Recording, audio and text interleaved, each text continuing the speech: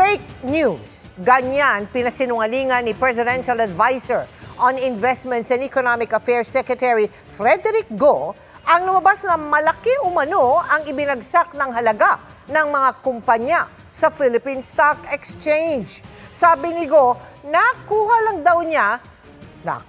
daw ni SEC Chairman Francis Lim ang fake news sa isang social media post. Nakatutok si Ivan Mayrina.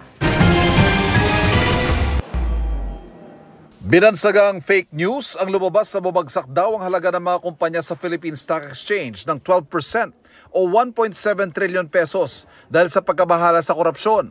Ang nagsabi pa nito, ang mismong chair ng Securities and Exchange Commission na si Francis Lim sa isang forum kasama ang mga finance executives. Ang kay Presidential Advisor on Investments and Economic Affairs Secretary Frederick Go, hindi totoo ang pinagbatayan ni Lim ng kanyang pahayag. Unfortunately po, the Securities and Exchange Commission chairman was quoting off a confirmed fake news SOCMED post designed to catch attention and falsely sensationalize.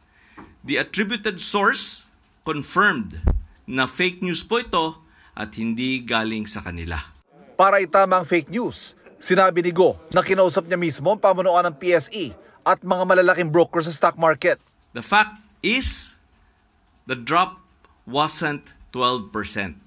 You may confirm this with the Philippine Stock Exchange or your favorite stockbroker. For the period mentioned, which is August 11 to 29, in terms of the market cap, which is the clickbait number of that fake SOCMED post, the drop po is only 1.4%.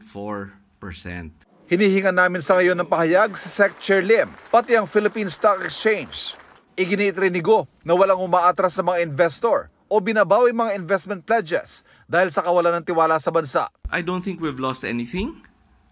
The pledges continue to come in. I'd just like to stress that the swiftness and decisiveness of the President shows the resolve of the government to clean up corruption, which is good for the economy and builds confidence. From the formation of respectable members of the Independent Commission to the very swift appointment of an ombudsman with gravitas, it shows how serious the President is about fixing this problem. Para sa GMA Integrated News, Ivan Mayrina, nakatutok, 24 oras. Nagpahayag ng labis sa pagkalungkot si SEC Chairman Francis Lim sa anumang kalituhan o pangamba na nangyari dahil sa kanyang sinabi. Ayon kay Lim, inakala daw niya noon na isang credible industry report ang pinagkunan niya ng impormasyon. Pero napag-alaman na niyang ang report ay fictitious o hindi totoo. Gusto lang daw niya sanang idiin ang kahalagahan ng integridad sa merkado at ang matinding pinsalang maaaring idulot ng korupsyon sa investor confidence. Sabi naman ng Philippine Stock Exchange o PSE, 185 billion pesos lamang ang nawala sa market capitalization sa loob ng 3 linggo, tinura ni Lim. Sabi ng PSE, ang binanggit na numero ni SEC Chairman Francis Lim na sinasabing nakuha sa isang report ng isang business analytics company.